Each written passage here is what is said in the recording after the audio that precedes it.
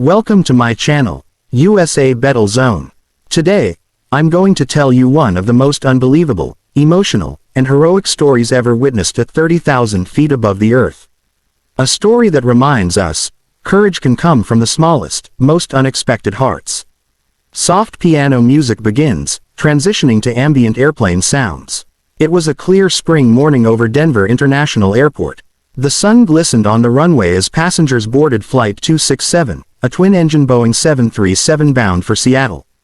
Among the 148 passengers was a 12-year-old girl named Emma Carson, her father Mark, and her 7-year-old brother Tommy. They were going to visit their grandmother for the first time in 2 years. Emma sat by the window, her bright green eyes wide with excitement. She loved planes. Every takeoff, every sound of the engines, every time the captain's voice came through the speakers.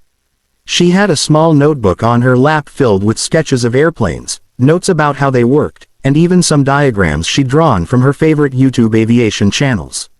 Her dream was simple. Someday, she wanted to be a pilot. The pilots that morning were Captain Reynolds, a veteran with over 20 years of flight experience, and First Officer Dana Clark, young, confident, and sharp as they come. They greeted passengers cheerfully before heading to the cockpit. Everything was normal, routine, calm. At 8:47 a.m., Flight 267 lifted off, climbing smoothly into the morning sky. At 30,000 feet, the flight attendants began serving drinks. The seatbelt signs were off. Emma was pointing out the window to her brother, showing him the snowy peaks below. "See that one, Tommy?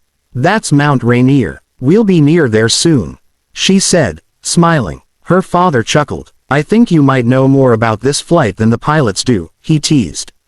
Emma grinned. She didn't know that within minutes, she would be the one everyone on that plane would look to. Inside the cockpit, Captain Reynolds and Dana were mid-conversation. The weather was clear, and the autopilot was handling the climb perfectly. But then, something happened. It started as a sharp cough from the captain.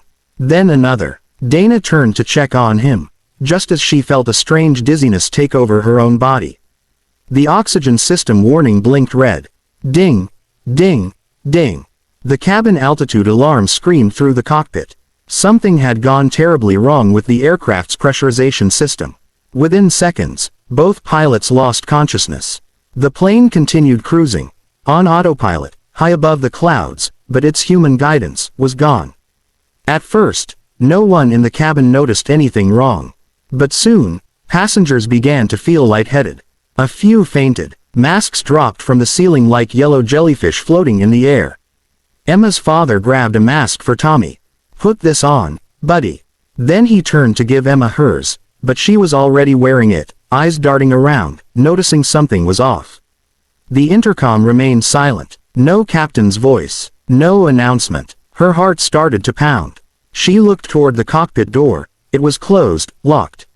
Flight attendants were rushing back and forth, trying to help passengers, but even they seemed panicked. "Why isn't the captain saying anything?" Emma shouted through her mask. No one had an answer. Minutes later, as the plane stabilized, oxygen levels returned to normal. The emergency system had kicked in automatically. But still, no sound from the cockpit. Flight attendant Laura McKinney, trembling, grabbed the intercom. "Ladies and gentlemen, if there's anyone here with flight experience, please make yourself known." The cabin went silent. No one stood up. No pilots. No one who could fly a 737. Laura turned toward the cockpit door again. She pounded on it. No response. That's when Emma unbuckled her seatbelt. "Miss, I know something about airplanes," she said quietly. Her voice was soft, shaking. "My name's Emma Carson. I've studied how these work. I think I can help." Laura blinked. "Sweetheart, this isn't a game." "I'm not joking," Emma said, her small hands clutching her notebook. "Please, let me try." The flight attendants used the emergency override to open the cockpit door. The sight froze everyone in place. Both pilots were slumped over, unconscious. The alarms blared in red and orange flashes. The control yoke trembled slightly with turbulence. Emma stepped forward, her notebook in hand, her voice barely a whisper.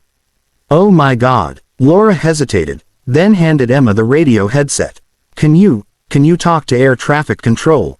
she asked. I can try, Emma said. She slid into the captain's seat, her feet barely reaching the pedals.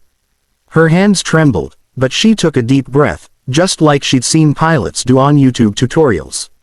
Seattle Center. This is, Flight 267, she said, her voice cracking.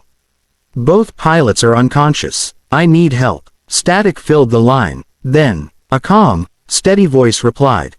Flight 267, this is Seattle Center. Copy that. Who is speaking? My name's Emma. I'm 12 years old. A pause. Then the controller's voice softened. Okay, Emma, you're doing great. Can you tell me if the plane is level? Emma glanced at the instrument panel. The artificial horizon was tilted slightly. She remembered from her notes. Keep the wings level, nose on the line. She grabbed the yoke gently and turned it a little to the right. The horizon leveled out. It's level now, she said. Perfect, Emma, you're flying the plane. For the next 30 minutes, Emma followed instructions step by step.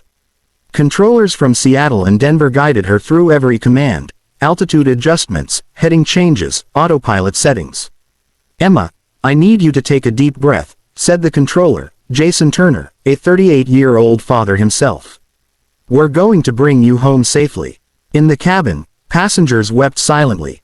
Some prayed, others held hands. The news had spread through the aisles. A 12-year-old girl was flying the airplane. Emma's father stood behind the cockpit, tears in his eyes, whispering, "You can do this, baby. You've got this." After nearly an hour, the emergency medical team confirmed the pilots were still breathing but unresponsive. The plane was 200 miles from Seattle. Jason's voice came through the headset again. Emma, we're going to start descending soon. You'll hear some noise changes, that's normal. I'll be with you the whole way. Okay, Emma whispered. She pushed the lever gently, watching the altitude numbers drop. The engines roared lower, the clouds thickened. Her heart raced. Good job, Emma, Jason said. Now we're going to line up for landing. I want you to press the button labeled app. Emma searched, found it, pressed, got it. That's the autopilot approach mode. You're doing amazing. But then, turbulence hit. The plane shuddered violently. Tommy screamed from the back. Emma's hands flew to the controls. Jason, it's shaking. It's okay, Emma. Just keep the wings level.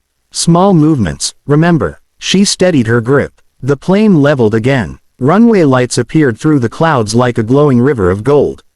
Okay, Emma, said Jason, his voice trembling slightly now. You're on final approach. The runway's right ahead. I want you to gently pull the nose up at 100 feet. You'll feel it. Emma swallowed hard. Her palms were sweating. Okay, I see it. I see the runway. Good girl. You're almost there. The ground grew closer. The landing gear screeched against the wind. Now, pull, just a little. Emma pulled back. The plane touched down hard. Then bounced once. Then settled onto the runway with a deafening roar. The passengers screamed, cried, clapped. Flight 267 slowed to a halt. Emergency crews rushed aboard. Medics attended to the pilots, who were later found to have suffered from a rare chemical leak in the cabin air system, something that had gone unnoticed during maintenance. Emma sat in the cockpit, shaking, staring at her hands. She couldn't believe what she had just done. Jason's voice came again through the headset. You did it, Emma. You saved 148 lives. Tears rolled down her cheeks. She looked out the window, seeing the sunrise reflecting on the wet runway. I just didn't want anyone to die. Her father rushed in, pulling her into his arms. You're my hero, sweetheart. You really are. By evening, the story had spread across every news outlet. Headlines everywhere read, greater than, 12-year-old girl lands passenger jet after pilots black out. Miracle in the sky, the girl who saved Flight 267. Emma was overwhelmed. She didn't want fame. She just wanted everyone to be safe.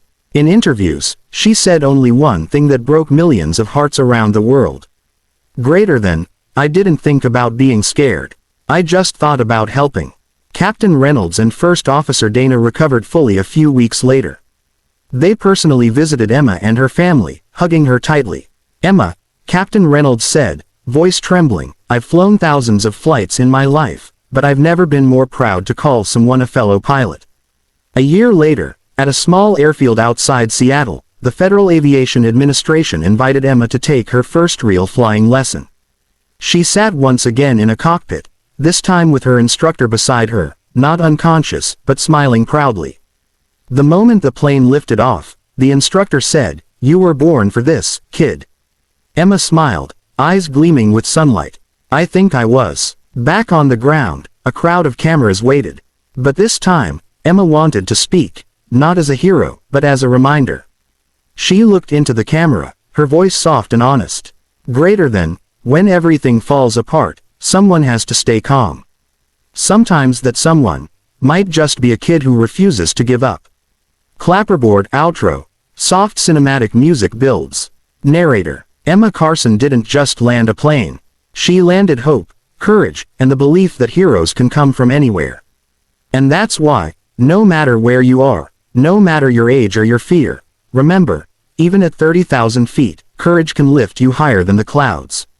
Pause. Emotional music swells. Thank you for watching this incredible true story of bravery and heart. If this story touched you, don't forget to like, comment, and subscribe for more real stories that will move your soul. This is USA Bettle Zone, and until next time, stay brave, stay human, and keep your heart in the sky. Movie camera fade out to soft piano and aerial footage of the sunset over the ocean.